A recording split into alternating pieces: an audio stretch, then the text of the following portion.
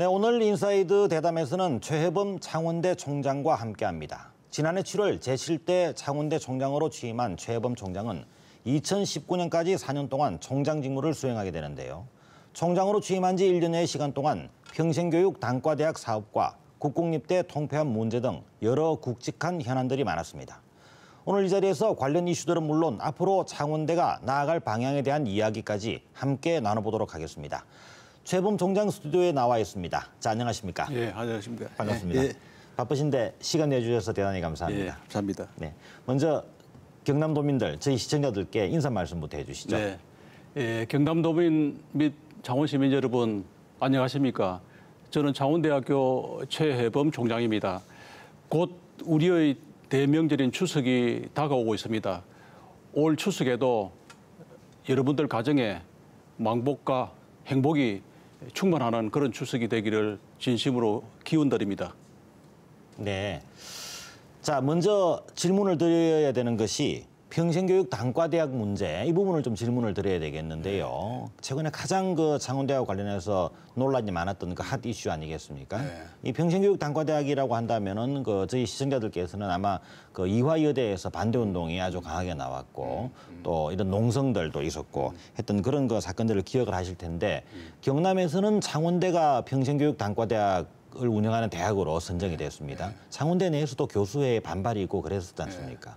자, 우선 이 문제 어떻게 지금 정리돼가고 있는지부터 말씀해 주시죠. 우선 국립대학으로서의 책무를 다하라는 그런 의미에서 이제 이 사업을 선정해 주셨는데, 이제 다만 학내 구성원들 사이에서 이제 이게 늦게 선정되면서 충분한 이게 오랜 시간을 갖고 의견 수렴 과정을 거치지 못했던 이런 부분들이 있습니다. 그러나 지난번 7월 15일 날 이 평생교육 단과대학이 선정되면서 짧은 기간이긴 하지만 세밀한 나름대로 이거 의견 수렴 과정을 거쳐왔고 지금에 이르고 있습니다.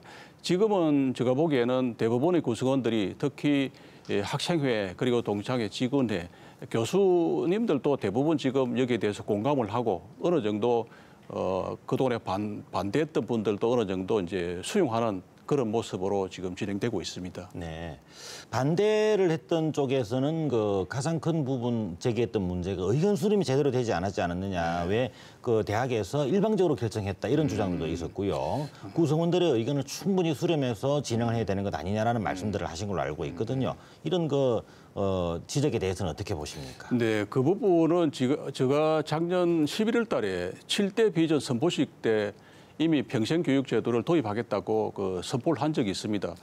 그리고 이제 금년 연초에 단과대학을 순회하면서 평생교육 제도를 도입하겠다.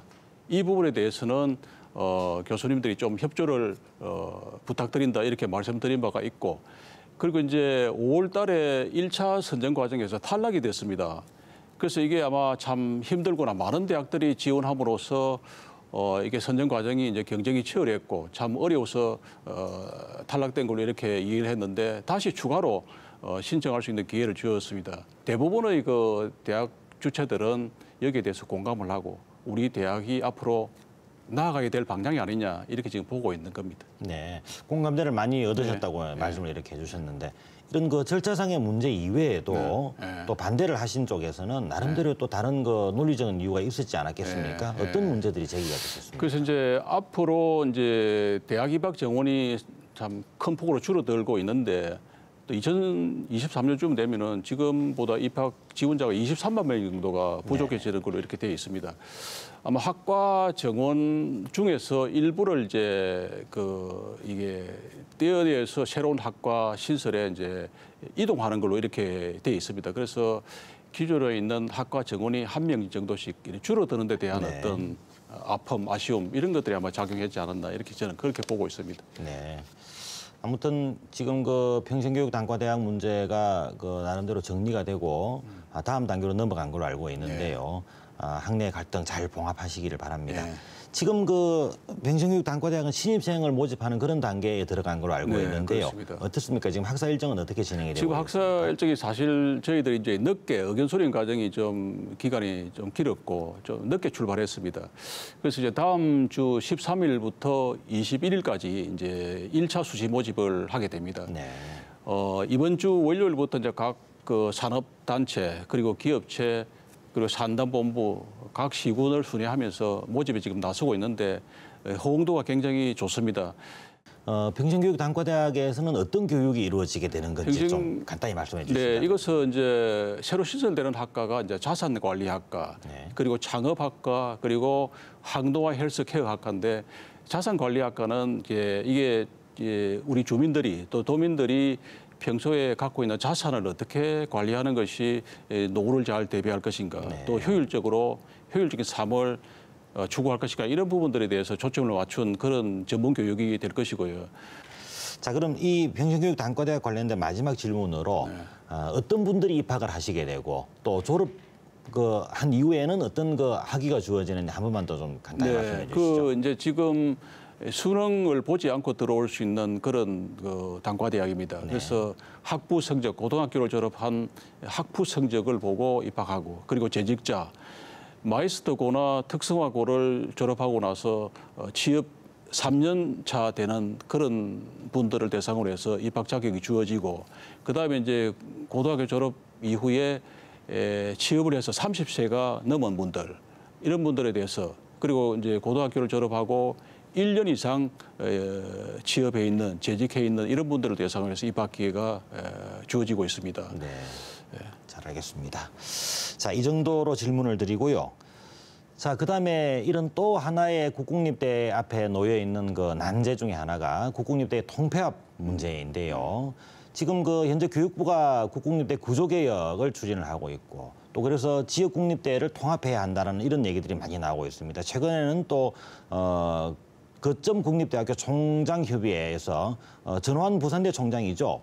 국립대들이 연합 체제를 구축하자. 또 여기서 통폐합 문제를 한번 논의를 해보자라는 얘기까지 나와 있는데 어떻습니까? 창원대도 국립대학인데요. 네. 여기서 통폐합 문제에 대해서 어떻게 진행이 되고 있고 대응을 하시는지. 그런데 이제 전제로 이제 우리 창원대학교는 독자 생존이 늘 가능한 학교입니다. 9월 중으로 일단 정부의 대학 구조 개혁 이게 다시 발표될 것 같습니다. 특히 이제 국립대 연합 모형. 근데 이게 연합 모형의 경우는 과거에는 거점 대학 중심으로 이렇게 연합 모형을 구축하라. 그 사실 거점이란 말은 학문적인 용어도 아닙니다. 네네. 큰 대학들이 그냥 일부러 지어낸 그런 용어가 바로 거점인데, 저는 거점에 대해서 굉장히 거북스럽게 지금 생각하고 있습니다. 그래서 이제 지금 교육부 입장에서는 거점 대학별로 연합체를 구성할 필요가 없다. 대학이 서로 상생할 수 있고 상호 보완적인 효과를 거둘 수 있다면 거점 대학이 아닌 대학 스스로 짝을 찾아서 연합 모형을 구성할 수 있다. 네네. 이렇게 지금 안을 제시하고 있는 걸로 알고 있습니다. 네. 그러면은 창원대도 역시 범위 안에서 논의를 좀 하시고 계실 것 같거든요. 네, 그렇습니다. 지금 이런 3년쯤 뒤면은 이런 대학에 정원이 부족할 것이다. 그러니까 입학하는 학생들이 대학 정원을 채우지 못할 것이다. 이런 전망까지 나오고 있는 상황입니다. 그래서 이런 대학의 구조조정이라는 부분이 피할 수 없는 상황이 된 것 같은데 창원대는 지금 어떻게 구조조정에 대한 부분을 논의를 하고 계시는지요? 그래서 이제 그 부분은 정말 참 좋은 질문입니다. 2023년 사실 한 2021년부터 입학 지원자가 급격하게 줄어드는 걸로 2021년, 22년 되면은 지금보다 지원자가 한 23만 명 내지 26만 명 정도 줄어드는 걸로 통계가 나와 있습니다.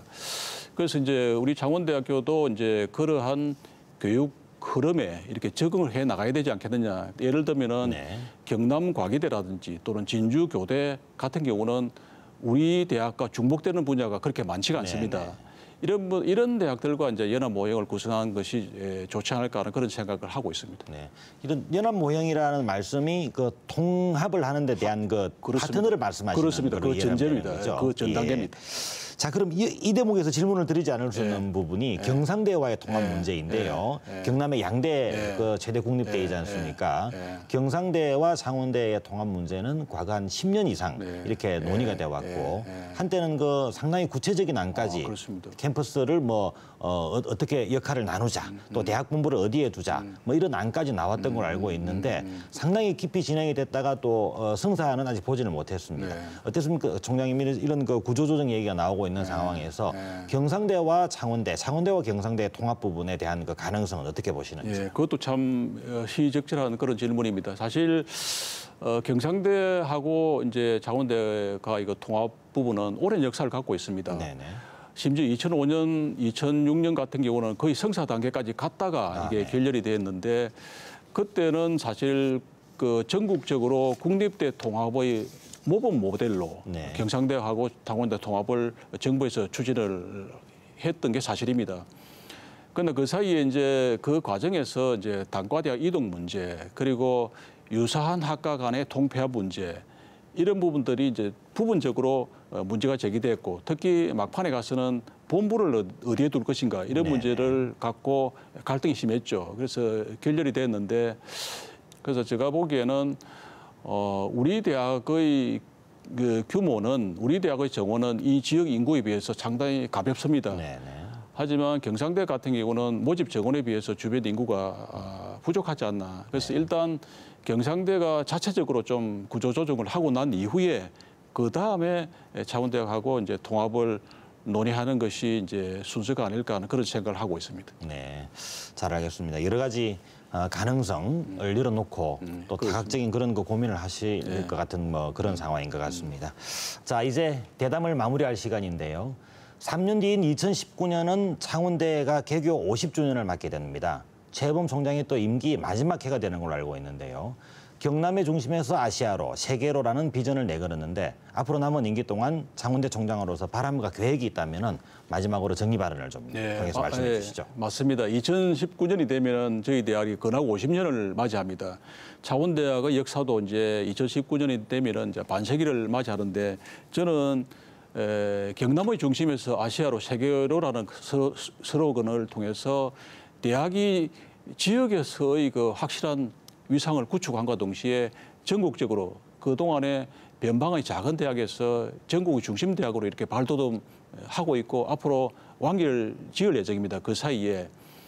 그리고 특히 이제 외국 대학과의 그 교류를 통해서 외국 학생들이 우리 대학에 많이 유학 올 수 있도록 또 우리 학생들도 외국으로 많이 보내서 해외 견문을 넓히고 앞으로 글로벌 시대의 인재를 육성하는 데 만전을 기하고 있습니다.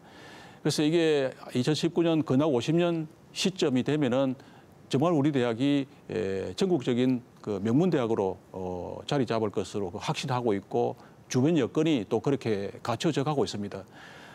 동시에 지역민들이 많이 좀 도와주시면 저는 지역민들을 위해서 분골쇄신하는 그 정말로 지역대학이 지역을 위해서 활동하는 그런 모습을 보여주고자 합니다. 네, 잘 들었습니다.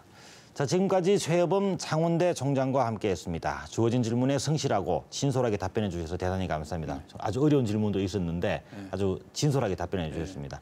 여러 가지로 감사드리고요. 앞으로 창원대가 지역 사회를 든든하게 받쳐주는 그런 그 국립대로서 역할을 많이 해주시기를 기대를 하고 우리 또 총장님 남은 임기 동안 많은 활동해 주시기를 또 부탁을 드리겠습니다. 저희도 열심히 지켜보도록 하겠습니다. 알겠습니다. 네. 예, 마음에 응원해 주십시오. 통계청 발표를 보면 우리나라 인구가 5,100만 명을 넘은 것으로 나타났습니다. 1985년 이후 30년 만의 일인데요. 내용을 살펴보니까 시사점이 많습니다. 우선 14살 이하의 유소년 인구가 97만 명 줄었고 노인 인구는 121만 명이 늘었습니다. 또 4가구 중 1가구가 1인 가구로 나타났고 혼자 사이를 키우는 가구와 자녀 수도 크게 늘었습니다. 외국인은 100만 명 시대를 맞았습니다. 뉴스인사이드는 이런 조사 결과를 바탕으로 소외된 사람들을 따뜻하게 돌보는 내용으로 앞으로도 채워나가도록 하겠습니다. 시청해 주셔서 감사합니다.